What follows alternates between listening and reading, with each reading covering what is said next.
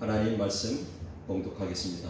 하나님 말씀 민수기 14장 28절에서 30절입니다. 민수기 14장 28절에서 30절입니다. 다 찾으셨으면 같이 한 목소리로 봉독하겠습니다. 시작. 그들에게 이르기를 여호와의 말씀에 내 삶을 두고 맹세하노라. 너희 말이 내 귀에 들린 대로 내가 너희에게 행하리니 너희 시체가 이 광야에 엎드려질 것이다. 너희 중에서 20세 이상으로 계수된 자 곧 나를 원망한 자 전부가 여분네의 아들 갈렙과 눈의 아들 여호수아 외에는 내가 맹세하여 너희에게 살게 하리라 한 땅에 결탄코 들어가지 못하리라. 아멘. 오늘 말씀은 입술의 믿음, 믿음의 입술이라는 말씀을 가지고 우리가 같이 은혜를 나눠 보도록 하겠습니다. 오늘 민수기 14장 말씀은 우리가 너무도 많이 들었던 말씀입니다. 정말 많이 들었죠. 그런데 이 말씀을 가지고 우리가 또 그 말에 대한, 입술에 대한 그 말씀을 같이 나눠 보려고 합니다. 지금 모세는 이스라엘 백성들 12지파의 한 사람씩을 골라서 가나안 땅에 가서 가나안 땅을 정탐하고 오라고 이야기를 하죠. 그들은 가나안 땅에 가서 그들을 정탐하고 옵니다. 그런데 그 정탐하고 온 12사람이 두 사람은 긍정적인 생각을 가지고 있고 10사람은 부정적인 생각을 가지고 있죠. 왜냐하면 10사람은 눈에 보여진 대로, 귀에 들려진 대로 현실을 보았죠. 그리고 두 사람은 하나님을 바라보았어요. 그래서 이들이 돌아와서 이스라엘 백성들 앞에 보고를 하게 되죠. 어떻게 보고를 하냐면 우리가 가보니까 거기는 안악자손 같은 기골이 장대한 사람들이 수없이 많고 우리가 생각할 때 절대로 우리가 가나안 땅을 점령할 수 없어 라고 이야기를 합니다. 그러니까 그 소리를 들은 이스라엘 백성들 200만이 넘는 이스라엘 백성들이 동요를 일으키죠. 우리가 거기를 점령할 수 없는데 왜 그곳을 우리가 가자고 하느냐, 왜 우리를 그곳으로 안내하려고 하느냐, 원망하고 불평합니다. 그런데 그때 누가 나타납니까? 여호수아와 갈렙이 나타나죠. 그러면서 이야기합니다. 아니 그곳에 안악자손 같은 아주 기골이 장대한 사람들이 있을지라도 하나님이 함께 하시기에 우리는 능히 그곳을 점령할 수 있다고 얘기합니다. 그런데 목소리가 크고 대중의 소리에 귀를 기울이게 되죠. 10명이 이야기하는 것과 2명이 이야기하는 것 중에 어느 것을 따라가겠습니까? 10명이 이야기하는 것을 따라가면서 모세와 지금 여호수아와 갈렙을 쳐 죽이려고 하죠. 이때 하나님이 그들 가운데 임재하십니다.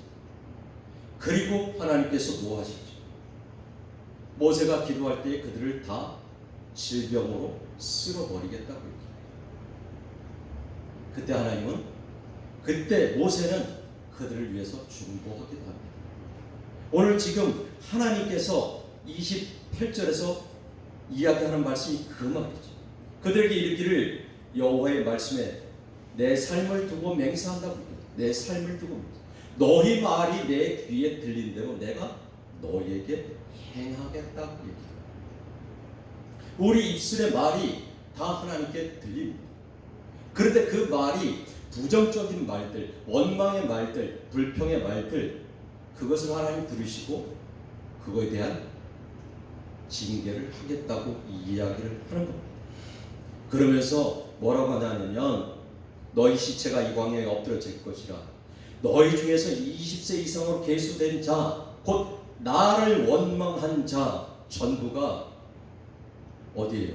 내가 맹세한 땅에 들어가지 못할 거다라고 이야기하죠. 이 얘기는 뭐냐면 원망하고 불평한 사람들은 하나님 나라에 들어가지 못할 거라고 이야기합니다. 계수된 자 곧 나를 원망한 자 전부가 너희에게 살게 하리라 한 땅에 결단코 들어가지 못하리라.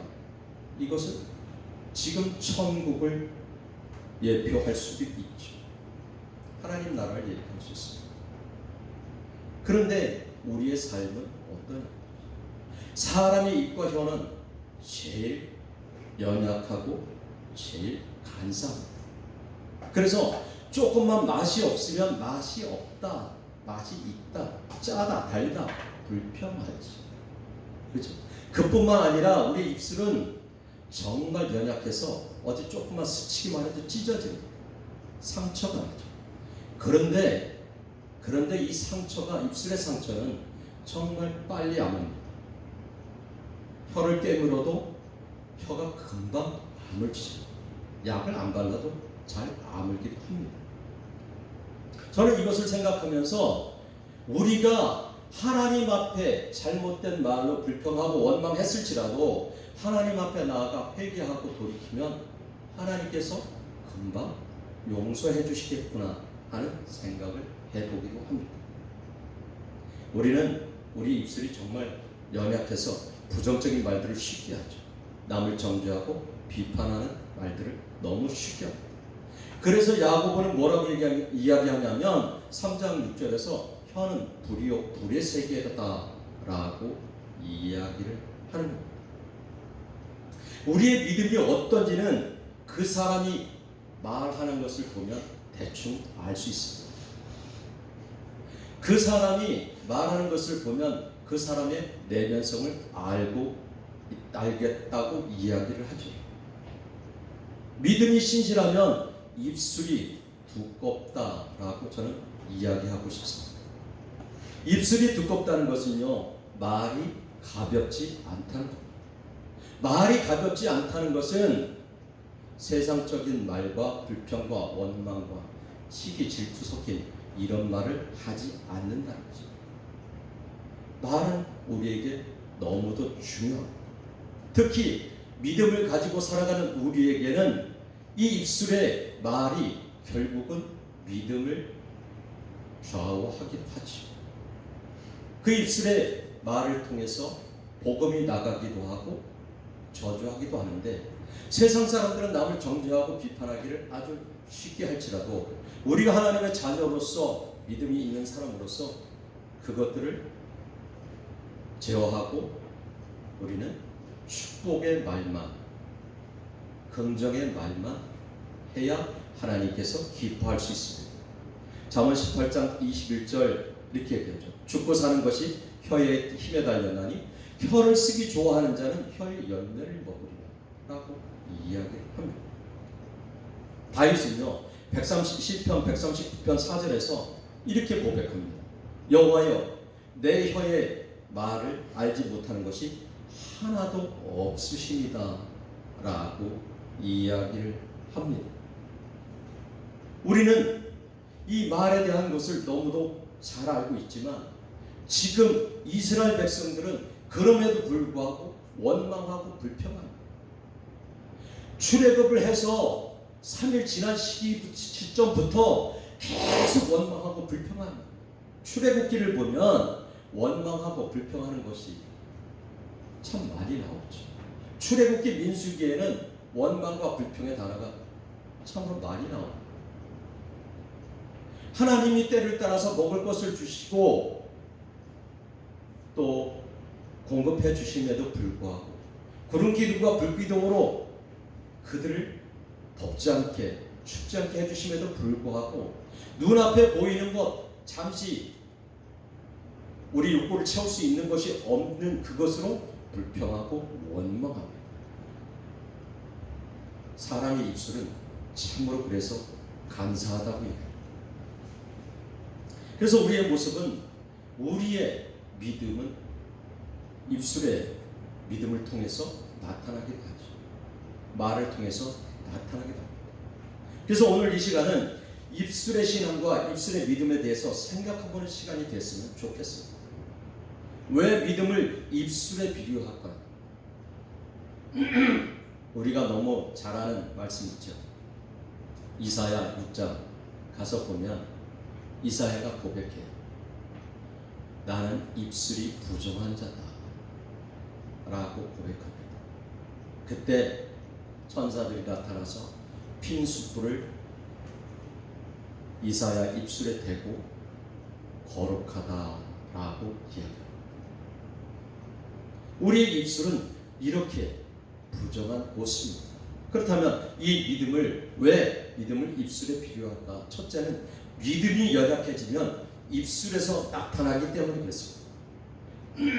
아까도 말씀드렸듯이 이스라엘 백성들은 오랜 시간 광야 생활을 했습니다. 육신이 지쳐있죠. 육신이 지치고 육신이 연약하면 영적으로도 지치고 연약해집니다. 그리고 영적으로 지치고 연약해지면 부정적이고 비판적이고 내 마음이 강팍한 상태에 이르게 됩니다. 그래서 우리가 육신의 건강함을 유지하려고 노력해야 되고, 그런 말미암아 정말 영적으로 깨어 있으려고 노력해야 되죠. 이스라엘 백성들이 이 모습 속에서 좀 더 인내하고 하나님 시선을 하나님께 두고 하나님을 바라봤다면 이렇게 불평하고 원망하고 정죄하고 비판하지 않았을 것입니다. 그런데 이들의 원망과 불평 때문에 그들은 20세 이상 된 계수된 모든 사람들은 가나안 땅에 들어갈 수 없었다는 거죠. 가나안 땅에 들어갈 수 없었다는 건 뭐냐? 천국에 들어갈 수 없었다고 제가 아까 얘기했죠. 참 안타까운 모습입니다. 그래서 레위기 19장 16절은 이렇게 이야기하죠. 너는 백성 중에 돌아다니며 사람을 비방하지 말며, 이렇게 얘기합니다. 우리 예수님은 마태복음 1장 7장 1절에서 2절 이렇게 얘기하죠. 비판을 받지 않으려거든 비판하지 말라. 너희가 비판하는 그 비판으로 너희가 비판을 받을 것이요. 이렇게 얘기합니다. 시편 15편 1절에서 3절은 다윗이 이렇게 고백합니다. 제가 읽어드릴게요. 여호와여, 주의 장막에 머무를 자 누구오며 주의 성산에 사는 자 누구오니까? 정직하게 행하며 공의를 실천하며 그의 마음에 진실을 말하며 그의 혀로 남을 허물하지 아니하고 그의 이웃에게 악을 행하지 아니하며 그 이웃을 비방하지 아니하는 자다. 지금 다윗은 뭐라고 얘기하냐면 여호와여, 주의 장막에 머무를 자가 누굽니까?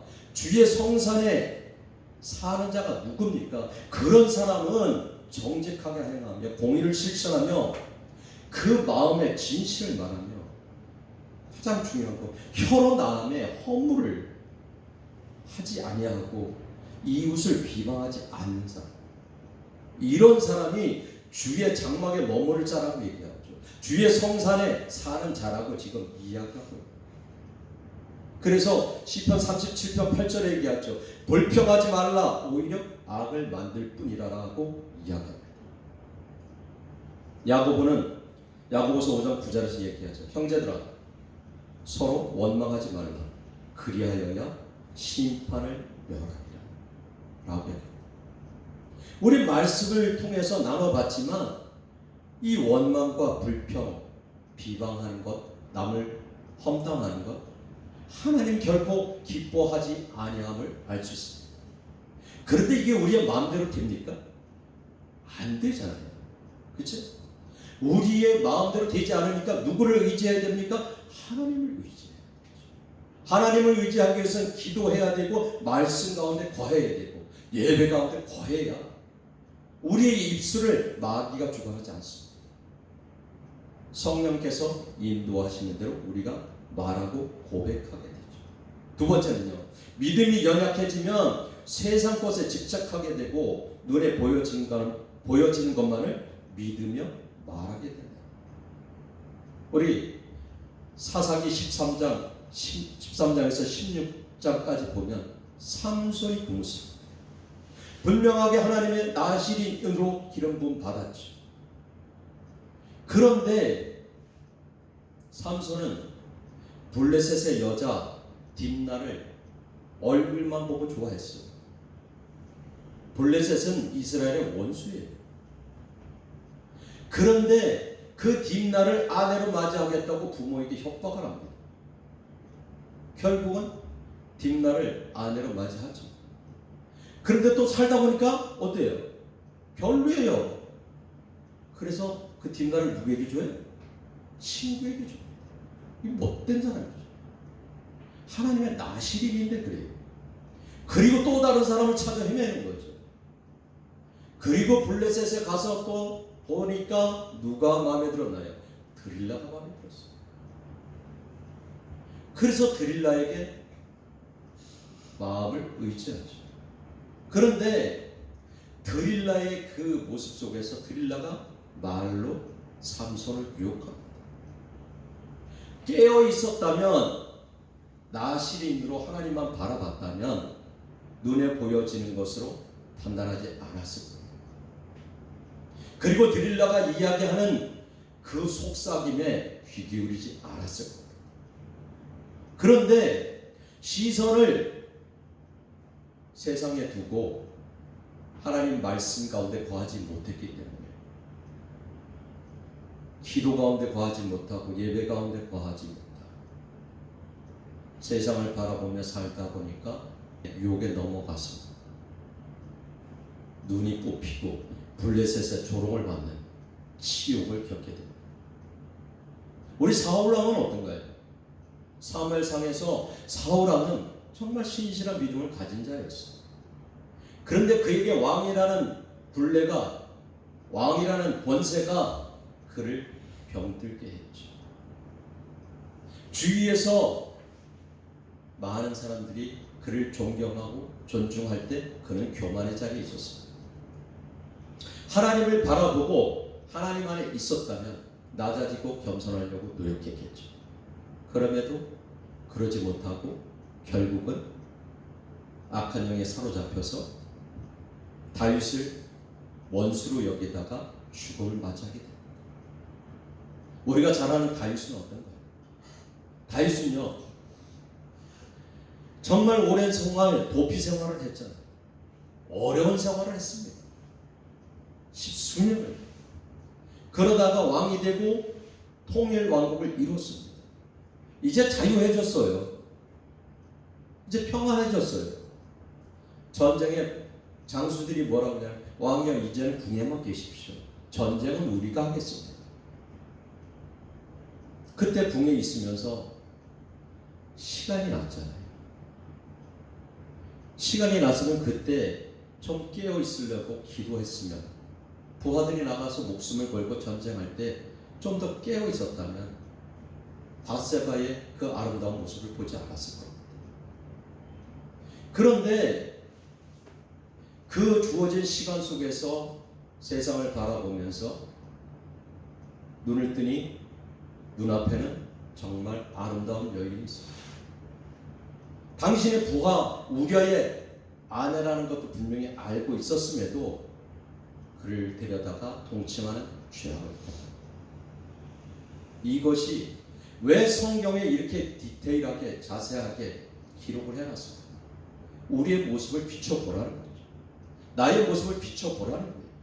나는 지금 하나님 앞에 올바른 모습으로 서 있고 믿음을 신실하게 가지고 있는지 살펴보라는 거죠. 아마도 삼손이, 사울 왕이, 다윗이 깨어 있었고 기도의 삶을 살고 예배의 삶을 살았다면 드릴라의 달콤한 말에, 그리고 사울왕의 그리고 주어진 왕의 권세에, 다윗의 시선에 그들이 들어오지 않았을 겁니다. 그래서 우리는 눈에 보이는 것을 보고 판단하고 말하게 되어져 있습니다. 세 번째는요, 믿음이 연약해지면 마귀가 우리 입술을 주관하게 됩니다. 그래서 은혜의 말이 아닌, 하나님의 영광의 말이 아닌 마귀가 시키는 대로 말하고 행동하게 되죠. 그게 뭐냐면 불평하는 거고, 원망하는 거고, 비방하는 거고, 비판하는 거고, 정죄하는 거고, 부정적인 모든 것들을 말하게 되죠. 마귀는 이것들을 통해서 우리를 악한 길로 이끌고 갑니다. 즉 이것이 마귀의 관계죠. 그래서 우리는 마귀가 주관하는 입술이 되어지지 않게 하기 위해서 우리는 깨어 있어야 되고 기도해야 됩니다. 나도 모르는 사이에 내가 생각지도 못한 말이 상대방에 나갈 때 경험들을 다 해봤을 거예요. 왜요? 우리가 깨어있지 못해서. 성령께서 우리를 주관해야 되는데 성령께서 우리를 주관하는 것이 아니라 악한 세력이 우리를 주관하죠. 우리가 이혼숙녀라는 그 프로를 제가 가끔씩 보는데 보면 부부가 문제가 생겼죠. 그래서 거기서 연극을 하면서 그 문제점을 발췌합니다. 그런데 어떻게 하냐면 한편에선 악한 마음의 역할을 하고 한편에서는 선한 마음의 역할을 하면서 계속 이야기를 하죠. 아니야, 술 먹어도 괜찮아. 돈 못 벌으면 어때? 또 한편에서는 뭐라고 그래? 안 돼. 그러면 안 되잖아. 안 되지. 정신 차려야 되지. 계속 반복하면서 이야기를 하는 모습을 제가 봤습니다. 그걸 이겨내야 되죠. 그런데 이겨내지 못하고 포기하는 사람도 있습니다. 우리 믿음의 사람도 똑같습니다. 그들이 왜 그 모습을 통해서 프로그램을 통해서 악한 모습과 선한 모습을 얘기합니다. 우리 안에는 예수 믿고 구원받았다고 하지만 악한 세력이 자리를 잡고 있어요. 완전히 벗어난 게 아닙니다. 틈만 나면 우리에게 속삭이죠. 그때 성령께서 우리에게 이야기하십니다. 아니야, 그 길로 가면 안 돼. 그렇게 하면 안 돼. 불평하면 안 돼. 왜? 권사님이 나한테 조금 마음에 안 들어? 그렇다고 네 입술 얘기하면 안 돼. 한편에서 너 마음에 안 들지? 왜 그거 하지 말랐는데 했어 도대체가. 아 진짜 권사님 왜 그런 거야? 이렇게 할 수 있죠. 그런데 그걸 누르고 그럴 수도 있지. 충분히 그럴 수 있어. 라고 하는 게 성령이 인도하시는 말입니다. 그러니까 우리가 깨어 있어서 우리는 원수 마귀가 시키는 그 모습대로 불평하면 안 된다고 이야기를 하는 거죠. 우리 본문 14장 우리 읽었는데 2절에서 보면 이스라엘 자손이 모세와 아론을 원망하여 온 회중이 그들에게 이르되 우리가 애굽 땅에서 죽었거나 이 광야에서 죽었으면 좋았을 것을 라고 불평하죠. 이게 우리의 모습입니다. 그래서 시편 37편 7절을 이야기합니다. 악한 꾀를 이루는 자 때문에 불평하지 말라. 악한 죄를 이루는 자가 누굽니까? 원수가 믿지 않는 자들이고 또 믿는다 하더라도 옆에서 악한 세력의 도구로 사용하는 자들.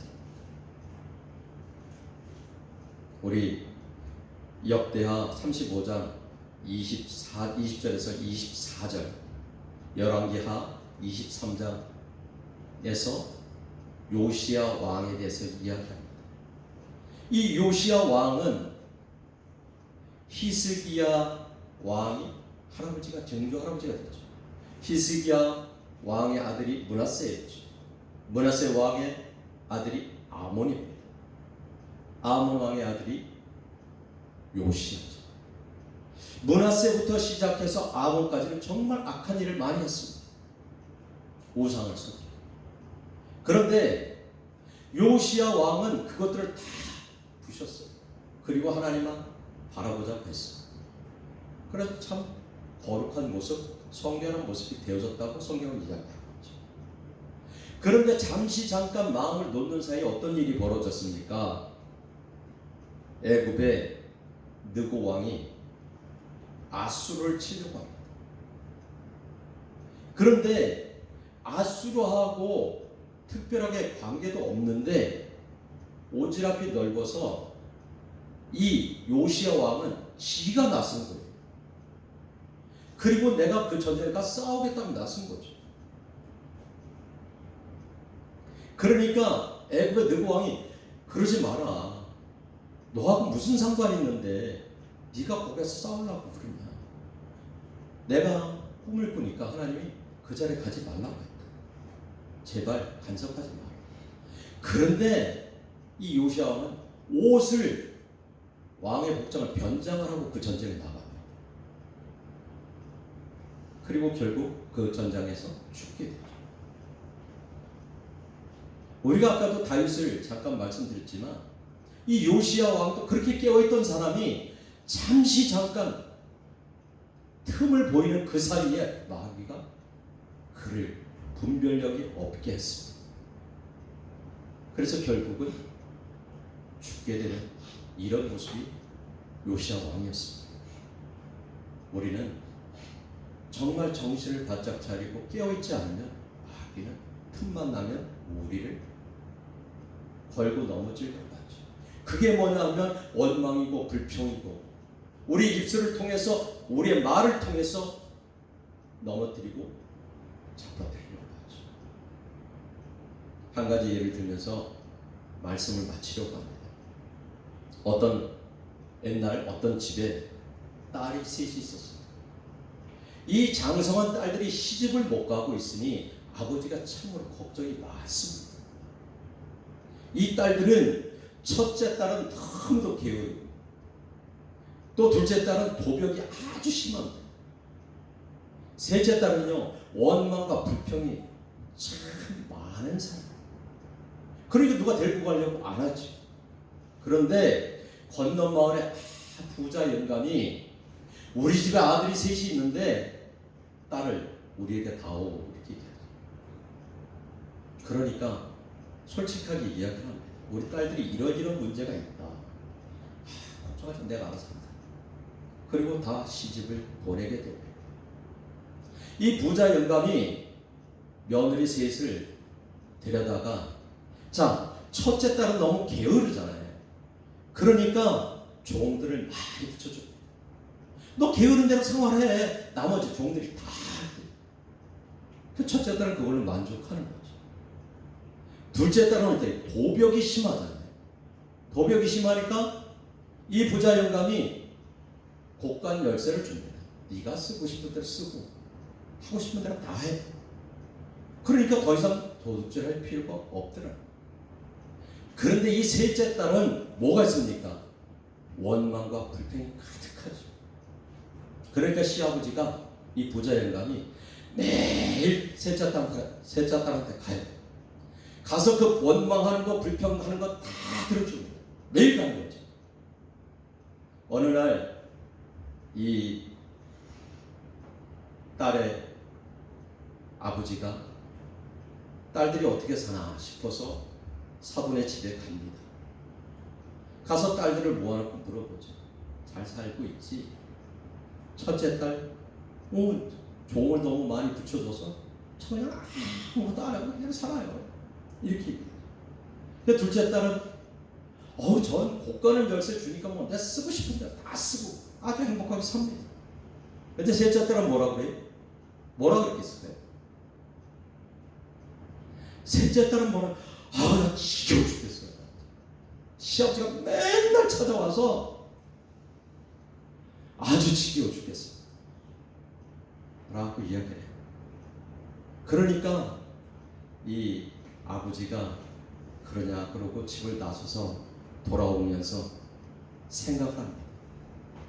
게으름 도둑질은 다 고쳐도 고칠 수 없는 게 있는데 그게 뭐냐? 원망과 불평이구나 라고 이야기합니다. 저는 이 예언을 보면서 놀라운 얘기입니다. 그래요. 우리 안에 원망과 불평은요 하나님이 고쳐주지 않으면, 하나님 안에 거하지 않으면 절대로 고쳐질 수가 없습니다. 그러니까 우리는 어떻게 기도해야 되고 말씀 안에 거해야 되고 예배 안에, 예배 가운데 하나님과 교통하는 삶을 살아야 돼요.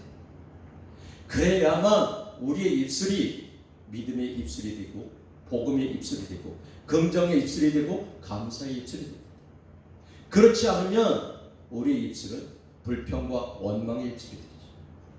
200만이 넘는 이스라엘 백성들이 불평과 원망 때문에 하나님께서 노하고 쓸어버리겠다고 했던 것처럼, 그리고 그들의 불평과 원망 때문에 가나안 땅에 갈 수 없었던 것처럼 우리의 삶도 똑같습니다. 나도 모르는 사이에 불평하고 원망하고 정죄하고 비판하면 나는 어쩌면 그것 때문에 원수 마귀의 괴계에 넘어지고 쓰러져서 우리에게 주어진, 우리에게 준비되어진 그 하나님의 나라 천국에 임하지 못할 수도 있음을 우리가 기억하고 깨어 있었으면 좋겠습니다. 아멘.